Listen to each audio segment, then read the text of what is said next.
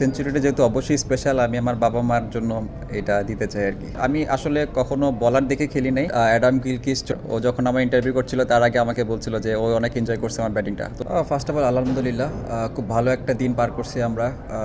আমাদের প্ল্যানিং এটাই ছিল যে প্রথম সেশনটা কিভাবে আমরা কাটাইতে পারি। তো ওরাও অনেক ভালো বোলিং করছে, তো আমাদেরও চেষ্টা ছিল যে আমরা এক্সট্রা কিছু করব না। আর দিন শেষে আমার যে বললেন সেকেন্ড টেস্টে একটা সেঞ্চুরি, সত্যি অনেক ভালো লাগার একটা মুহূর্ত আমার। আমি ভাই অস্ট্রেলিয়া মাটিতে সেঞ্চুরি সবার জন্য আসলে স্পেশাল, সেটা দ্বিতীয় ম্যাচে পেলেন।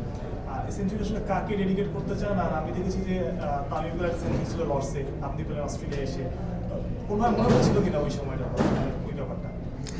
এরকম মনে পড়ে নাই, বাট সেঞ্চুরিটা যেহেতু অবশ্যই স্পেশাল, আমি আমার বাবা মার জন্য এটা দিতে চাই আর কি।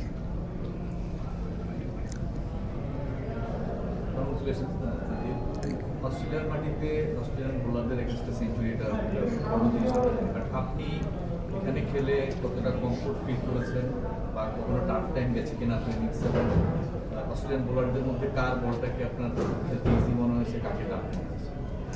আর যেহেতু ওরা number one team, tough time তো অবশ্যই দিবে, বাট আমার কাছে যেটা মনে হয়েছে ওদের এগেনস্টে নতুন বলে খেলাটা একটু ডিফিকাল্ট ছিল। বাট আমরা চেষ্টা করেছি কীভাবে শর্ট মিনিমাইজ করে স্ট্রাইক রোটেট করা যায়, এবং চেষ্টা করেছি যে যাতে আমরা উইকেটের থেকে বাজে শট না খেলে কীভাবে একটা পার্টনারশিপ করা যায়। আপনি দেখবেন যে আমার শান্ত ভাইয়ের পার্টনারশিপ, আমার মমিনুল ভাইয়ের পার্টনারশিপ এবং মুশি ভাই শান্ত ভাইয়ের পার্টনারশিপ অনেক ভালো ছিল, যেটা আসলে ভালো একটা রান করতে অনেক হেল্প করছে।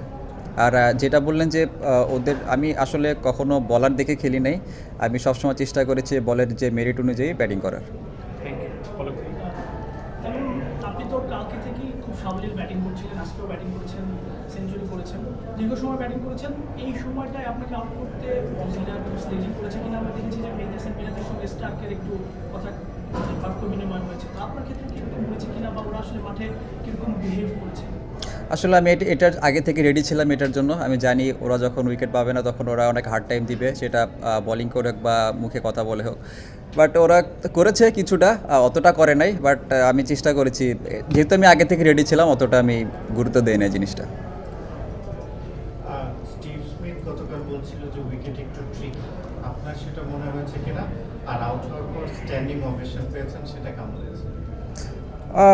স্ট্যান্ডিং, এটা আসলে দেখেন একটা ভালো লাগার একটা জায়গা, ভালো লাগছিল। এটাই হয়তো বা টেস্ট ক্রিকেটের সৌন্দর্য, সেটা আজকে ফিল হয়েছে। আর উইকেটটা নতুন বলে খুব ভালো ব্যাটে আসে। উইকেটটা আমার কাছে যেটা মনে হচ্ছে ভালো, বাট বল যখন পুরান হয় তখন কিছুটা স্ট্রিকি। উইকেটের এখন কি অবস্থা রয়েছে? দুদিন গেল মাত্র, সামনে আরো 3 দিনের মতন রয়েছে। সো এই উইকেট কতক্ষণ পর্যন্ত আর ব্যাটিং ফেরিয়ে থাকতে পারি? আচরণটা কেমন দেখছেন? আর এখন আমরা 153 রানের একটা লিডে আছি, কতখানি লিডটা একটু বাড়তে পারলে ভালো হয় সামনে? আমি যতক্ষণ পর্যন্ত ব্যাটিং করেছি উইকেটটা খুব ভালো ছিল। এখন শেষে যেরকম আপনার হাসান এবং মিরাজ ভাই ব্যাটিং করতেছে দেখে ভালোই মনে হয়েছে। বাট ওরা অনেক টাইট লাইনে বল করতেছে। আমাদের কাছে মনে হয় যে যতক্ষণ পর্যন্ত আমরা বেশি ব্যাটিং করতে পারবো ততক্ষণ আমাদের টিমের জন্য ভালো। আরেকটা কোশ্চেন কী করলেন? একটা হচ্ছে যে এখন কেমন দেখছেন, মানে কত রান করতে পারলে আসলে আপনাদের জন্য সামনের দিনটা সহজ হবে? আসলে দেখেন, যেহেতু আমাদের হাতে এখনও 3 দিন অনেক লম্বা সময় আছে, আমরা চাইবো যত বেশি সেশন ব্যাটিং করা যায় তত আমাদের জন্য ভালো। যত বেশি রান দেওয়া যায় তত আমাদের বোলারদের জন্য কাজটা ইজি হবে। তারিক ভাই,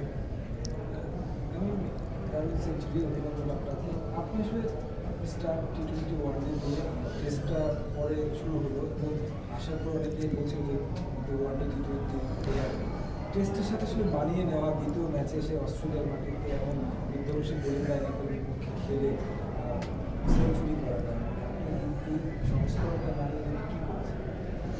আসলে তেমন কিছু না। আমাকে যখন টেস্ট টিমে নেওয়া হয় তখন আমাকে সবাই অনেক আমার মেসেজটা ক্লিয়ার করে দিয়েছিল আমাকে যে আমি কিভাবে খেলবো। তো আমার কাছে মনে হয় যে আমি যেভাবে নর্মালি ওডিআইয়ে যেভাবে ব্যাটিং করি, আমি জাস্ট সেম মাইন্ডসেট নিয়ে এখানে আসছি এবং সেম মাইন্ডসেট নিয়ে খেলার চেষ্টা করেছি। যেহেতু তারা আমাকে কোনো বাজে বল করে না কিংবা অতটা রুম দেয় নাই, অনেক টাইট লাইনে বল করছে, তো আমি চেষ্টা করেছি যে যত বেশিক্ষণ ধৈর্য নিয়ে খেলা যায় আর কি, পেশেন্স নিয়ে খেলা যায়, তো এইটাই চেষ্টা করেছি জাস্ট।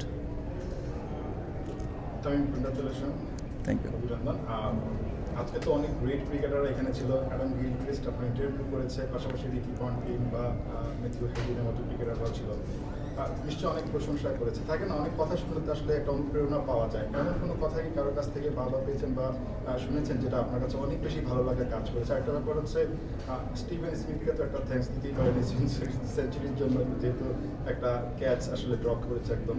সো দুইটা প্রশ্ন আর কি। দেখেন, ক্যাচ ড্রপের কথা যেটা বললেন, it's a part of game. ওর সময় কিন্তু দেখছেন একটা স্নিক হয়েছিল, বাট ওটা বেঁচে গেছেও। তো আমার কাছে মনে হচ্ছে এটা পার্ট অফ গেম, এটা নিয়ে কিছু বলতে চাই না। আর যেটা বললেন অ্যাডাম গিলক্রিস্ট, ছোটোবেলায় তো যখন দেখতাম অনেক মানে কী বলবো, পছন্দের একটা প্লেয়ারও। আর ও যখন আমার ইন্টারভিউ করছিল তার আগে আমাকে বলছিল যে ও অনেক এনজয় করছে আমার ব্যাটিংটা। তো এটা ভালো লাগার বিষয় আমার কাছে। এর বাইরে আর কেউ কারোর সঙ্গে কথা হয়েছে? না, আর কারোর সাথে কথা হয়নি।